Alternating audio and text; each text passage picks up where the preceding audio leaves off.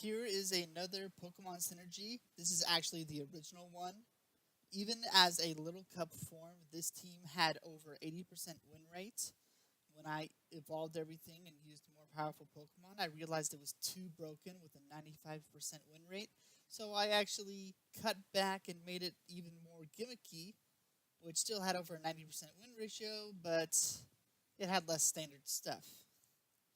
The opening, Eevee protects. Eevee, it's known for Evo boost. You cannot ignore that. LGM, it does not look like a threat. People don't target it. It sets up the Trick Room. LGM has Simple Beam. Something really interesting about Z moves, normally if they give a boost, it happens before the animation. But since this and Clanger's Soul Blaze happen after the animation, Simple Evo boost raises everything to +4 instead of +2.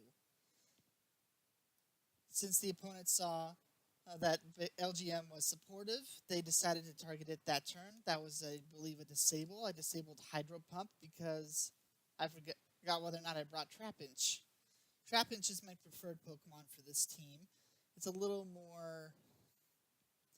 It's not standard, but with base 10 speed and base 100 attack, multiply those times 3 and you will still have a lot of power and low speed on your hands. It will outslow a Alolan Marowak.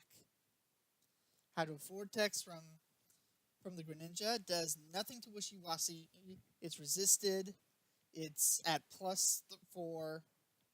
I believe I made this one HP invested as well as attack, because Ice Beam, it's super effective when I want to use it. Muddy Water, it's stab. But Earthquake it needs some power behind it.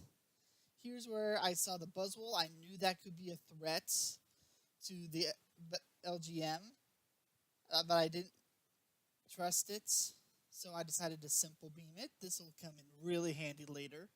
It uses Lunge. I have the Focus Sash. Later, when I evolved LGM into Behemoth, I managed to switch it out for a Mental Herb. That was more helpful since no one wants to double focus when an Eevee's on the field.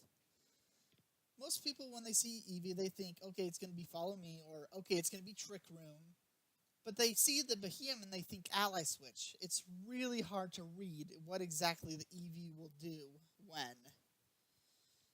And this Eevee, it has to have the Last Resort, it has to Protect, it has a Baton Pass. The fourth move depends on if it's a Gen 6 transfer or Gen 4.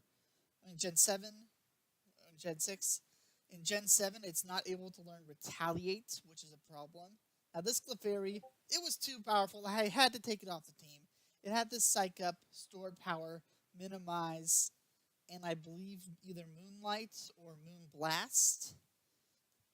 It's really powerful, and it has the Friend Guard, which means Wishy-Washy is even tankier. And the battle's already over while I've been musing. Sorry about that. Time for the next one. On to the next battle. You know the setup, so I'm going to have it be running at double speed until the setup is over. Like I said, this is a really, really powerful gimmick team. I would not be surprised if I could have taken it to Worlds and made it pretty far. Because if they have anything aside from a prankster taunt, they lose. They have to read this perfectly. I have been stomped by a Pheromosa that had Titanium Z and used it that first turn onto Eevee. So it takes either insane power at the beginning with a Z move. It takes a prankster, taunt, double focus, or the opponent simply loses. Eevee, it can have the charm, it can have the retaliate, and an adaptability retaliate after Trapinch or Rotom or Behemoth goes down. That is deadly before the Last Resort. There was a Water Shuriken doing 8 damage per hit onto Trapinch. And here's why I love this core right here. That was an Earthquake. It wiped. And this Trapinch is actually holding a Shell Bell. Some people might think a Citrus Berry or an Eviolite. But I found that Shell Bell at +4 damage healed more than Eviolite protected from. And the reason why I love this core is because Trapinch has Earthquake, Rotom has the Levitate. Rotom has the Discharge, Trapinch is the Ground type. Trapinch has Rock Slide, it does not hurt the Rotom. Rotom has the Blizzard, it doesn't hurt the Trapinch. That is 4 attacks that hit only both opponents. This Trapinch also has Protect and Feint Attack for any double team users. But I rarely get to use it, and the field is already done. This is too fast for me. Third team, again, double speed until the setup's over. I decided to share this battle because it actually shows the limits of Trapinch. This opponent, rather than going offensive, he went tanky. This is a tanky Suicune and a tanky Mewtwo. Let us see how much damage happens.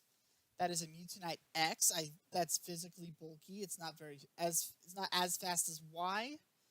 And they got the mixed spread. There's the Simple Beam into Simple Extreme Eevee Boost. I had to turn animations off for these battles because copyright infringement. And if I do it this way, in Sun and Moon, you can see the end animation for the Z move. For some reason, even when you turn animations off, you still see the Z move, quote-unquote, dance. But in U-Sum, you just go straight to the Pokemon receiving the Z power. I forgot what ability Mewtwo X had, so I decided to Simple Beam it. Also, I forgot Mewtwo could have superpower. That could have been a bummer, like with that Buzzwole we saw earlier. Sorry if I didn't narrate that. Buzzwole used superpower, and with Simple, it dropped -2 attack and defense. It was really, really a good move from the LGM to Simple Beam it before it went down. But here's the core out again. You can discharge, you can earthquake, you can do whatever. Unfortunately, since it was a double tap, the Shell Bell didn't give me as much, and with Trick Room ending, that was bad for Trapinch, but Rotom, it's at +4 speed, it should outspeed. This Arceus is shiny, but I believe it's Dragon type. I'll have to look it up later. But there's the Blizzard. Super effective. It probably was a shiny Dragon Arceus. Here's the Heat Wave. Trapinch still taking little damage, but it gets burned. So let's see how much half of a Rock Slide does. Rock Slide would have been a one-shot onto Zapdos had I not been burned. But there I am, healing up a bit. I decided to let Trapinch take this win. I substituted on the Rotom. Also as a way of saying, hey, let's see how much your Heat Wave can do to me. Can you do even the quarter? Nope, it can't. This is a tanky set. It's a powerful set. It works when Trick Room starts. It works when Trick Room ends. It's really hard to stop this. I will admit, I love Verlisify's Fan Fridays. This is what really got me started into making all these teams of mine. No matter what people think of him as a person, his very core ideas of any Pokemon being viable, bring what you want, and don't let the metagame become stagnant, I agree with those. And he said that he loved this battle, so I had my brother bring the exact same team from a previous Fan Friday onto this. Here we fought evenly. We both knew each other's teams. We both knew how the gimmicks were run. That is a Scarf Staraptor. Scarf Gambit's Intimidate Raptors, one of the few ways Staraptor sets itself out from the other regional birds. He is forced to switch in his Angle Point Crabominable, level 1 Bruxious. It has the Frost Breath, guaranteed crit, guaranteed +6. That is his setup. I go into my Simple Beam. Luckily, since he was forced to switch out his Struggle Staraptor, I managed to pull this off. And there's +4 to everything. Let's see if that can beat the +6. I decided to ally switch. I had nothing to disable that I wanted to disable. He Frost Breaths my Beheeyem. He attacks my Beheeyem instead of my Eevee. I survive. Eevee survives this turn. Gets the Baton Pass. It's safe. That's a Life Orb Crabominable. Even safer. Let's see which is slower, the Crabominable or the +4 Trapinch. That is tripled speed. I decided to bring Oranguru this time because I didn't want to bring Rotom into this. there are a lot of supportive Pokemon. Anything with Psych Up, you can bring the Prankster Sableye or Mega Sableye with Psych Up, and then use that. You could bring Psych Up Virizion. It has the Sacred Sword. Speaking of Sacred Sword, oh, here's Hypercutter.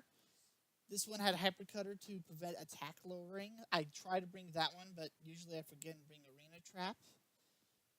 Sacred Sword ignores boosts. I remember one time I was facing off against the Water Shark and Smeargle with Palisand setup. His back row had Psych Up, but he decided to Psych Up one of my teams instead. And Sacred Sword Virizion was able to bypass any evasion, bypass the defense boost, and I was able to win off that. Well, this turn battle is practically over. One of Verlisify's favorites, Gimmicks. It was humiliated, and there was nothing either of us could have done to perform our gimmicks and play that better. I've actually shared this team by QR code. There's the Behemoth, it's purely supportive with the Telepathy Mental Herb. There's the Eevee, it's the Gen 7 variant with Charm, not the Retaliate with Adaptability. There's the Wishy-Washy. Dive is for when Trick Room ends, and I know Wishy-Washy will be slower. That gives it 2 turns of invulnerability. There's the Alolan Muck. You can baton pass to that too. It has Poison Touch Knockoff, Rest, Sleep Talk, and Minimize. It is annoying. There's the Rotom. I decided not to Pain Split since it's usually paired with the Trapinch. But Psych Up Sub, and then Double Bolt Beam, and of course the hero, the Trapinch, the new god.